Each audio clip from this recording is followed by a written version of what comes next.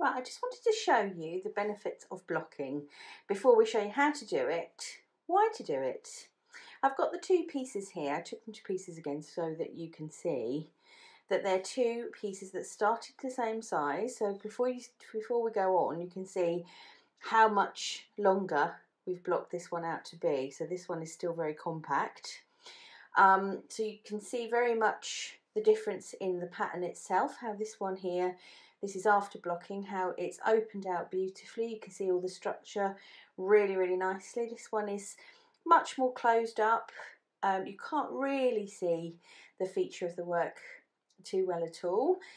We chose to make little features of the centre picot on all of the fans here. We haven't done that on here at all.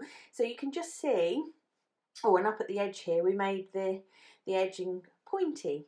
So you can see the edge in here is just flat. You can see there's an enormous difference in essentially what were two identical pieces of work, and that is purely and simply from soaking and pinning. One other really big and very important difference is in the handling of the piece and the drape of it. This is the blocked version and it moves beautifully. It's a very small short piece, so it doesn't give you the sort of full idea, but when you use it on a longer piece, the drape and the movement of your scarflet will be beautiful after blocking. It will just sit really nicely, it will fold nicely, it will move, it feels finer and softer. So the equivalent piece here, you can see it's, you know, there's still movement in it, but it is less elegant, graceful, I don't know, it's not as fine. I just think you've put a lot of work into something, and why not show it off to the best of your ability, and that doesn't take too much extra effort, just a little bit of blocking. So that's the why. Let's do the how. Right, if it weren't for the terrifying pins, this might look a little bit like a sort of setup for a beauty treatment or a spa day. And it is a beauty treatment. It's a beauty treatment for your completed yarny items. So this is for wet blocking. This is how we usually block here at Little Box of Crochet. It's just our preferred method. So we're just going to talk you through that one. We've got a bowl of kind of hand warm water here, normal towel, a squashy mat, something that will take pins and not be ruined, stainless steel pins, and a little sachet of Eucalyptus wool wash, or wool rinse. No rinse, wool wash. Get it right. There are obviously other brands. I did have some soak, but I can't find that, so I'm going to show you this one. Actually, they come in individual sachets like this. They're 50p, something like that. You can get them in larger bottles. This is my favourite one. This is the Eucalyptus Rapture with jasmine. It's beautiful. So I don't know how many years I've had this bottle, but you don't need an awful lot. A sachet like this will do you a jumper really, so there's more than enough here for what we're going to do. So we're going to start just by putting a small amount of this into here and swishing it around for bubbles. See you in a minute.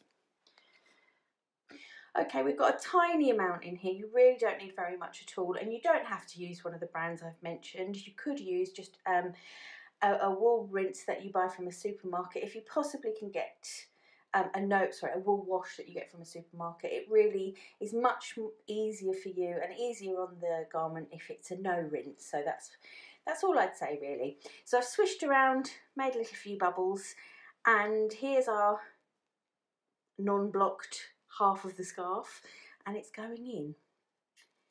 I usually do this in my sink and warn everybody in the family away from it. If you've got a blanket and you want to block it, you can do it in the bath. There's no need to swish, there's no need to squeeze, there's no need to bash on rocks. It's not necessary. Leave it be. Let it immerse, let it soak, and leave it for at least 20 minutes. As if by magic, 20 minutes has passed. You can leave it longer if you like. It just gives the wool fibres chance to relax. You can leave it as long as you like, really, but 20 minutes is the minimum I would suggest. So we now need to get the excess water out, but we don't want to be too rough with this, because although we've got some nylon content in this particular piece, you don't want to you don't want to felt things, that's a bad thing, unless you mean to. So I'm just really gently squeezing the excess out. You won't get it all out, obviously, and that's absolutely fine, because that's where the towel comes in. So squeeze gently and pop the piece on the towel. I've folded my towel into 3 here, so it's really sort of quite thick and absorbent. Okay, so the piece is in the towel. I'm just going to fold the towel over onto it, both sides, and give it a good press down. Don't if it's a bigger piece, put it between sort of 2 towels, and it's perfectly fine to have a little walk up and down on it, just to blot out the excess water. Okay. Now it's still wet. It's kind of, you know, it's not dripping, but it's wet enough that we can now go and mould that nicely with our pins and the board. Right, we're now going to pin out the wet item, and what I'm using, you can probably recognise what these are. They are just foam tiles, sort of a children's playmat set, really. They're really inexpensive. I think I got 8 or 10 of these for less than £10 from a supermarket, and they're absolutely ideal because you can see they've been pinned lots of times and they've sort of lived to tell the tale. So these are ideal for all sorts of stuff, because also you can make them sort of shape appropriate to what you're working with.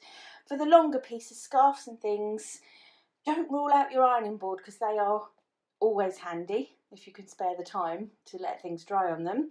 And for larger pieces, would you believe, a child's trampoline? Also brilliant. So there's lots of things you can do. You don't need to spend lots of money. Things you've got around the home will generally help. If you're pinning, it just needs to be a surface that isn't going to be spoiled by pins, obviously. So make sure the area you've got is big enough, because although we've only got a really quite a small piece here, we do want enough width, once we sort of start stretching it, to be able to have some kind of freedom to spread things out. And believe it or not, even with this little piece, one of these squares was not big enough, so bear that in mind. Okay, when we start pinning, it's worth noting that if you want to pin something to size, if it's a garment or something, you're going to need to use a tape measure. And these will, once they're wet, they will just stretch and stretch. But bear in mind, if you stretch it this way, it's going to squeeze in this way. So you can be really, you can really mould the shape and the design with this. So just keep that in mind. And in order to try and limit the amount of distortion, it's a good idea when you start to pin, and your pins, don't forget they need to be stainless steel, because you don't want to rust when they're in your item. So in order to kind of keep the distortion at bay, I try to pin opposites. So if I've gone bottom left here, I'll go top right. I know it looks ridiculous at the moment, but just keep at it. So then I'll do bottom right, top left. Okay. Like I said, just to keep the tension even, if you like. Now I'm going to pin this quite aggressively block it, just so you can see a real difference on it. Just to give you some ideas of some of the things you can do with blocking, we've got this sort of straight edge at the bottom here, so when I block that, I need to try and keep that straight. Obviously bring your ruler into play if you want to make sure that's level. However, if I'm going straight at the bottom, I don't think I want to go straight at the top. I'm going to do that little pointy design. So if I go nice and pointy in the middle, and I'll just kind of keep my pins opposite. You can always release pins and re-pin as you go along. You will sort of start to feel, when you're putting in pins, you'll start to feel where they're kind of distorting, or where they're not going where they look like they ought to go. So like I said, just try keeping your opposites going, so that the piece, although it's stretching out, it's sort of stretching out evenly. So if you pinned everything over on this side, it will sort of start to distort diagonally, and you don't want that. So bear in mind, you could, if I left that like that, it would dry flat.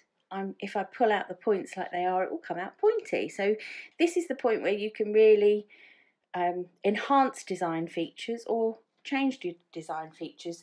And funnily enough, scalloped edges are often, you'll see those done quite differently quite often. A lot of people block them into scallops and some people block them into points. It's entirely up to you.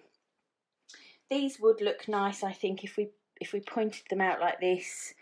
We could finish, once it had dried, and we could finish each of those points with a bead. So, you know, just have some fun with it. So I'm just going to carry on pinning these out. Talking of points, we've got this beautiful sawtooth edge that we worked on. So I'm going to make a big feature of those points as well. I'm going to put a pin in every single one. You can get blocking wires. Blocking wires are very, very handy if you've got longer straight edges. So obviously things like shawls and scarves and things, they are so handy because you can put a wire right down one edge and be guaranteed a lovely straight edge. So if you do think blocking might be the way forward for you and you want to, you're desperate to spend some money on it, who isn't when you've got a new hobby, blocking wires, I recommend them. So you can see I've put pins in every single one of those points, and I shall do the same over this side. So I'm going to pin a few more out and I'll see you in a minute. Okay, I think that's enough. There's an awful lot of pins in here for such a small piece, but I really wanted to do it just to show you how much that's all opened up really, really quickly. And just to show you, you can kind of release and move things about quite happily until you're happy with the shape of it. Because we've got such a lovely big blocking area here, I've been able to kind of do all the work, if you like, with the outside pins. I don't really need to do much on the actual shells themselves. I did do a little one here because we had a bit of a lumpy bumpy stitch, and I've kind of manipulated that a bit and popped a pin in it, and it will make it look nice and neat. So I think, yeah, I think that'll do. Just one quick word. With embellishments and things like that, so if you've got beads or buttons, sequins or something that anything you're going to sew on really, I would always leave it till after you finished blocking. If you remember, we made these kind of pointy features at the top of this piece here. If I hadn't have done that, they would have still been rounded and flat, and I might not have chosen to put beads on them. But when it's dried out and we've got those points, they're kind of crying out for beads. So, and also then you don't have to kind of, if you've got some delicate beads and things, you don't have to soak them. So yeah, definitely leave any embellishments until the very end. So now you just need to leave this somewhere where it's not going to get disturbed and can completely dry. Don't be tempted to unpin it before it is absolutely bone dry. I'm going to try and get this in my airing cupboard, so it should dry quite quickly, but if it's a summer's day, get it outside, leave it be, try and leave it overnight if you can. I know it's tempting not to, but do try and leave it overnight. Leave it to be completely dry, and then we'll come back and unpin it. Okay, here we are. I think possibly 48 hours later. I've had my nails done. You can tell time has passed. Right, so this is completely dry, and I'm going to just take the pins out. And when I take some pins out, you'll see that it doesn't move too much. If you remember when it was wet, it was very stretchy and kind of would almost stay where it was, but it was a bit stretchy and springy. Let's see what happens when we take the pins out. Whoops. So you can see, sorry about the, just using natural light today because it's so sunny, but you can see there's not much movement. Look at these points staying where they were. We love blocking. Magic of blocking. Right, let me take them all out. I'll be back in a sec. Okay, all of the pins are out, and there we go. We've got those that pointy edge that we decided to do, which you could now have at the bottom like that, couldn't you? We'll put some beads on. It's very, very drapey and movable. Fab. Feels fine, delicate and lovely. So please block your items because it's the final step and it really makes the difference between homemade and handmade.